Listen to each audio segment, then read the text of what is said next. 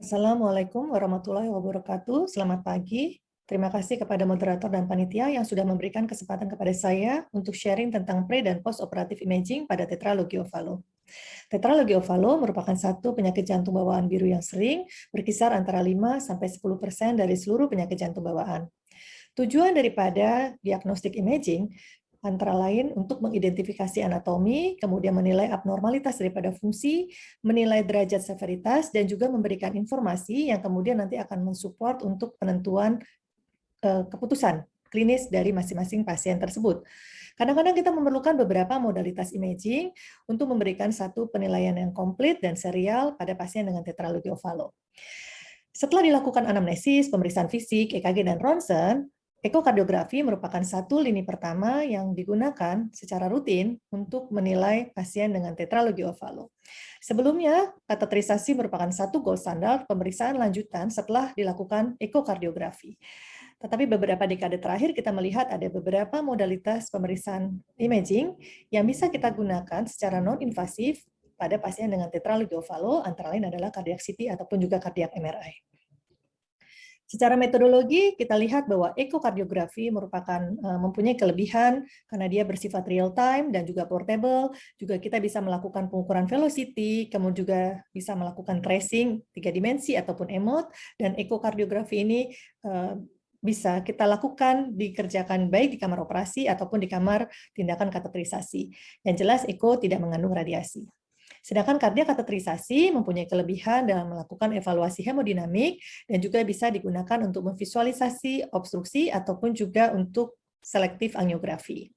Sedangkan cardiac CT merupakan satu modalitas yang bisa menghasilkan satu resolusi spasial yang baik, sehingga juga bisa memberikan visualisasi 3 dimensi, di mana pemeriksaannya singkat dan juga mempunyai superiority terutama untuk evaluasi RW dan juga lumen.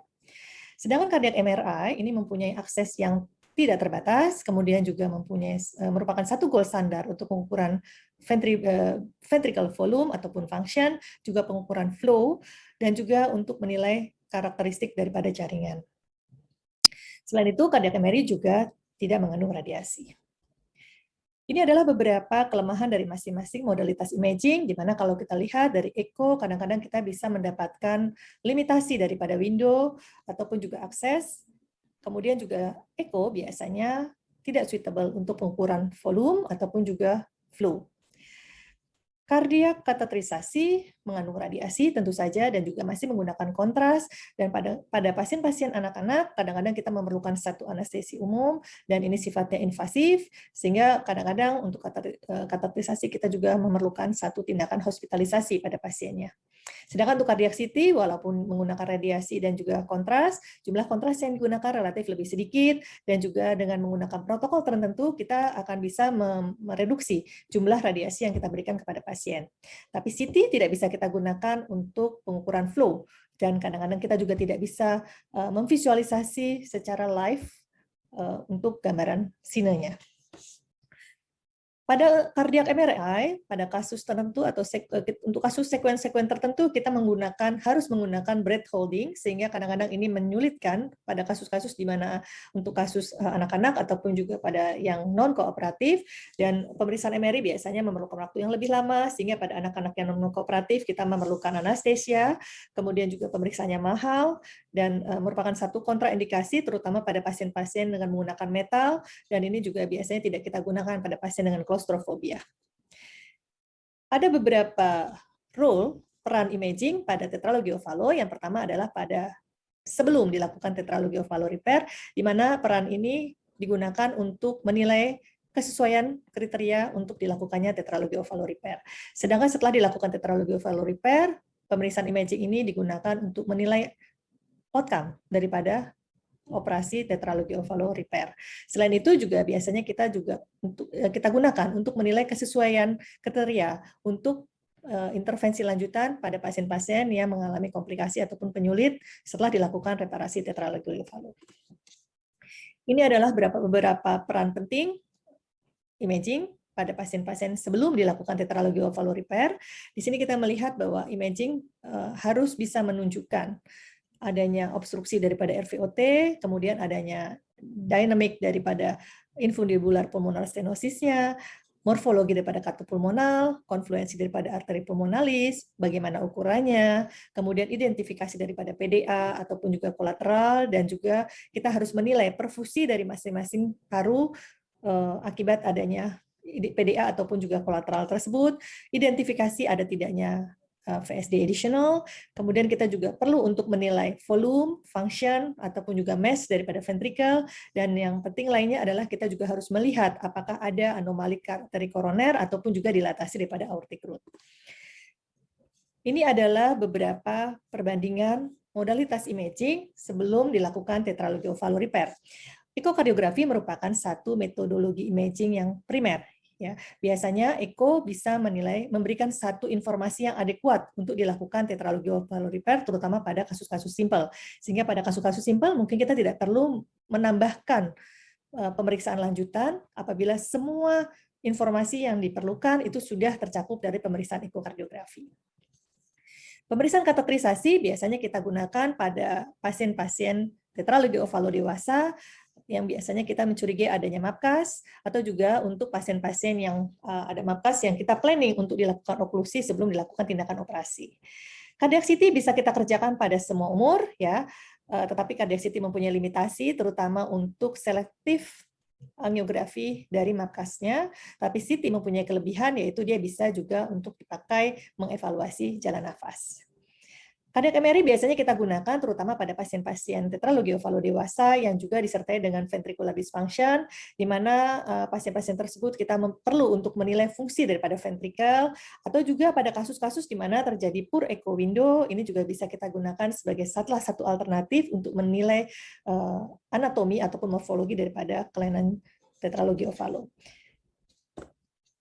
Ini saya memberikan contoh gambaran parasenal long axis dari ekokardiografi. Kita lihat ada VSD subaorta dengan aorta yang overriding. Kemudian di sini kita melihat ada PS infundibular, ya, di mana di sini kita belum bisa menilai ukuran arteri pulmonalis secara pasti, sehingga kemudian pasien ini kita lanjutkan dengan pemeriksaan CT. Kita lihat di sini gambaran pemeriksaan CT sebelah kiri ada VSD subaorta dengan aortanya overriding, kemudian ada PS infundibular. Kita bisa melihat konfluensi daripada arteri pulmonalis, mengukur ukuran daripada arteri pulmonalis kanan, kiri, ataupun juga anulus daripada arteri pulmonalis, ya. Kemudian kita juga bisa melihat ada tidaknya kolateral, PDA, dan juga kita bisa melihat ada tidaknya dilatasi daripada aortic root. Pada kasus-kasus tertentu, kita juga bisa melihat di sini ada pasien dengan tetralogy-ovallo dengan absent katup pulmonal, ya. Kita melihat di sini ada pulmonar regurgitasi yang severe, kemudian ada PS juga, dilatasi daripada arteri pulmonalis kanan ataupun kiri dan MPA-nya. Kemudian kita lanjutkan pemeriksaan CT, kita lihat di sini ada absen daripada arteri pulmonalis, katup arteri pulmonalis, ya, ada dilatasi daripada MPA, RPA maupun LPA. Ini kita lihat adalah contoh kasus pasien tetralogy-ovallo dengan infektif endokarditis yang kemudian mengalami aneurisma pada arteri pulmonalisnya. Ini kita lihat arteri pulmonalis kirinya sangat aneurismatik. Yang bawah ini adalah pasien tetralogy-ovallo dengan absent LPA. Kita lihat di sini dengan jelas ada pulmonal stenosis, kemudian ada MPA yang kemudian berhubungan dengan RPA, tapi kita tidak melihat adanya LPA di sini. Ini adalah gambaran CT daripada anomali koroner. Kita lihat di sini ada LAD yang melintang di RVOT. Ini merupakan informasi yang penting untuk dokter bedah yang akan melakukan reseksi infundibular, ya. Kemudian di sini kita lihat ada gambaran MRI dari anomali koroner. LCA maupun RCA, dua-duanya keluar dari satu ostium yang ada di sebelah kanan. Kita juga memerlukan satu evaluasi, terutama pada kasus-kasus dengan MAPKAS, ya, dengan tetralogy-ovallo dengan MAPKAS. Ini adalah arteri angiografi, ortografi, ya, kita melihat adanya kolateral yang banyak, ya, MAPKAS yang banyak ke kanan maupun ke kiri. Kemudian dengan kateterisasi kita bisa melakukan selektif grafi, ini untuk MAPKAS yang kanan, kemudian ini kita lihat untuk MAPKAS yang kiri. Kemudian kalau memang diperlukan kita bisa sekaligus melakukan intervensi non bedah, yaitu dengan menutup MAPKAS-nya dengan menggunakan device occluder di sini, ya. Dan penilaian MAPKAS ini juga bisa kita kerjakan dengan cardiac CT, walaupun cardiac CT tidak bisa menilai secara selektif untuk masing-masing MAPKAS-nya, tapi paling tidak kita bisa memberikan guiding untuk intervensionis yang nantinya akan melakukan penutupan pada MAPKAS tersebut. Ya, ini kita lihat di sini MAPKAS-nya, dan kemudian ini yang sudah dilakukan oklusi. Selain itu, cardiac CT juga bisa dipakai untuk menilai airway. Ini adalah contoh pasien dengan tetralogy ovalo dengan double aortic arch yang kemudian membentuk satu vascular ring, di mana kemudian terjadi penekanan di trakea, ya di trakea akibat adanya vascular ring. Yang di sini adalah tetralogy ovalo dengan absent pulmonary valve, yang mana kita melihat adanya dilatasi dari arteri pulmonalis kanan dan kiri, yang kemudian akan menyebabkan terjadinya stenosis di dibuka. Maaf ini salah, ini dibuka ya. Kemudian kita lihat di sini ada stenosis ya yang disebabkan akibat penekanan daripada RPA ataupun juga aorta descendennya. Kemudian ini adalah gambaran daripada tetralogy ovalo dengan absent paru kanan. Ya, absen paru kanan. Kita lihat di sini untuk airway-nya, trakeanya masih baik, kemudian ada buka maupun buki. Kita lihat ini paru kanannya ada tapi kecil di sini ya, hipoplastik. Dan kemudian kita melihat ada gambaran arteri pulmonalis yang sebenarnya agak anomali nih, beda dengan yang biasanya ya. Bentuknya dua arteri pulmonalis kanan dan kiri itu dua-duanya bentuknya menjorok ke belakang. Kadang-kadang kita memerlukan satu tindakan paliatif sebelum dilakukan reparasi tetralogy ovalo, dan kita memerlukan satu evaluasi untuk menilai patensi daripada bitisan ya. Ini adalah gambaran CT yang menilai patensi daripada bitisan. Ini yang bitisan kanan ya, paten, bitisan kiri, kemudian ini juga adalah central shunt. Kemudian kita lihat di sini adalah gambaran CT di mana bitisannya itu tidak paten, atau juga kita bisa menemukan adanya stenosis di bitisan tersebut ya. Sedangkan yang di atas ini adalah gambaran angiografi, bitisan grafi, di mana kita bisa melihat adanya parsial trombosis di bitisannya, yang kemudian oleh para intervensionis kita dilakukan thrombosuction untuk menarik trombus yang ada di bitisan tersebut. Ini adalah beberapa rule imaging pada pasien tetralogy ovalo yang sudah dilakukan reparasi ya.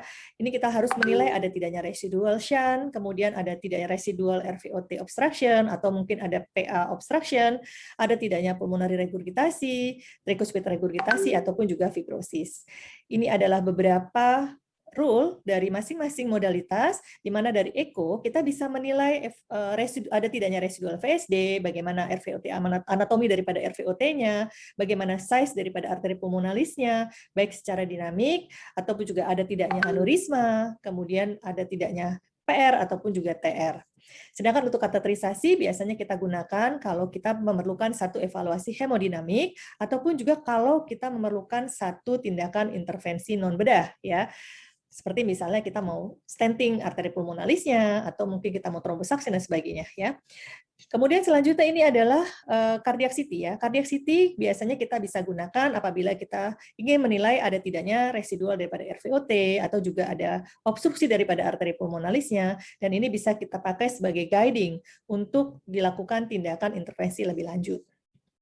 Sedangkan cardiac MRI biasanya kita bisa gunakan apabila kita melihat ada residual daripada defect ataupun obstruksi yang mana ini kita bisa menilai flow ratio nantinya ya. Kemudian ini juga bisa kita pakai untuk memprepare apakah kita perlu untuk melakukan tindakan intervensi lebih lanjut untuk pasien-pasien yang mempunyai komplikasi atau penyulit setelah dilakukan tetralogy ovalo repair, misalnya ada tricuspid regurgitasi ataupun juga pulmonar regurgitasi. Selain itu, MRI juga bisa kita gunakan untuk menilai ada tidaknya fibrosis yang merupakan satu substrat aritmia pada pasien post tetralogy ovalo repair.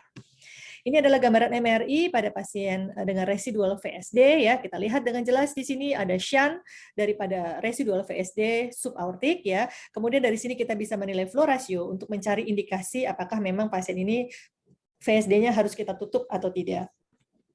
Kemudian ini adalah gambaran echo yang menunjukkan adanya tricuspid regurgitasi, di mana kita mencari apakah pada pasien ini sudah ada indikasi untuk dilakukan replacement pada pasien dengan tricuspid regurgitasi post tetralogy ovalo repair. Kita lihat di sini RARV sudah dilatasi, kemudian kita lakukan pemeriksaan MRI untuk menilai volume dan function daripada right ventricle, dengan kemudian juga kita mengukur derajat daripada tricuspid regurgitasi, sehingga kita bisa menentukan kapan waktu terbaik untuk kita melakukan penggantian katup tricuspid.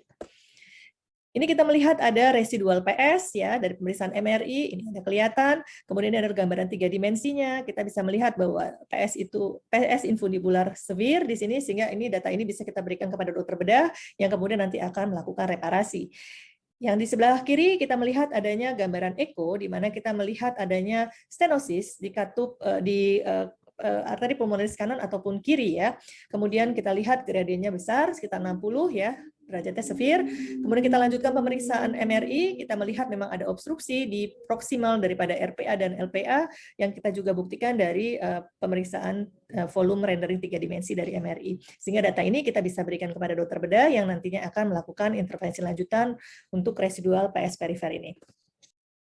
Ini adalah contoh kasus dengan pulmonar regurgitasi setelah tetralogy repair. Ini selain pulmonar regurgitasi, kita lihat juga ada residual VSD ya di sini. Kemudian kita lakukan pemeriksaan MRI untuk menilai volume, function, dan derajat severitas daripada PR-nya, ya, sehingga kita bisa menentukan timing terbaik untuk dilakukan pulmonary valve replacement. Nah, karena pasien ini kebetulan akan dilakukan secara perkutan pergantiannya, maka kita lakukan pemeriksaan kateterisasi. Paling tidak kita untuk melihat apakah memang ini deviceable atau tidak, ya. Kemudian pada pasien ini dilakukan penggantian katup pulmonal secara perkutan. Setelah dilakukan pergantian katup pulmonal, apakah ini berhenti sampai di sini? Tidak, ya. Jadi kita tetap memerlukan satu modalitas imaging untuk melakukan evaluasi. Apakah tadi yang sudah kita kerjakan itu hasilnya baik atau tidak? Ini adalah pemeriksaan ekonya, di mana katup pulmonal yang dipasang secara perkutan ini baik, berfungsi dengan baik, ya. Kemudian kita bisa melakukan pemeriksaan cardiac MRI, evaluasi, untuk melihat apakah ada reduksi daripada ventricle dan perbaikan fungsi daripada ventricle setelah kita lakukan replacement, ya. Atau ini adalah yang sebelah kiri, ini adalah pergantian katup pulmonal secara bedah, ya, secara bedah. Jadi agak sedikit berbeda bentuknya, ya. Selanjutnya kita juga perlu untuk menilai fokus aritmia pada pasien dengan tetralogy of Fallot repair, ya, post tetralogy of Fallot repair. Biasanya ini kita bisa mencari dengan ada tidaknya fibrosis, ya. Ini bisa kita cari dengan menggunakan MRI, dengan menggunakan late gadolinium enhancement. Kita melihat di sini ada gambaran hyper enhancement, ya, yang menunjukkan adanya tanda fibrosis, atau bisa dengan metode yang terbaru dengan T1 mapping. Sebagai take home message, imaging merupakan satu modalitas penting yang diperlukan sebelum ataupun juga sesudah dilakukan tetralogy of Fallot repair, di mana hasil dari pemeriksaan imaging ini dapat memberikan guidance untuk kardiologis ataupun surgeon untuk menentukan intervensi lanjutan pada pasien tersebut. Ekokardiografi merupakan satu modalitas imaging lini pertama dan paling penting yang rutin kita kerjakan dalam diagnosis pasien tetralogy of Fallot sebelum ataupun juga sesudah dilakukan tetralogy of Fallot repair. Sedangkan pemilihan modalitas lanjutan lainnya itu disesuaikan dengan pertanyaan klinis yang akan kita jawab. Sekian dari saya, terima kasih. Assalamualaikum warahmatullahi wabarakatuh.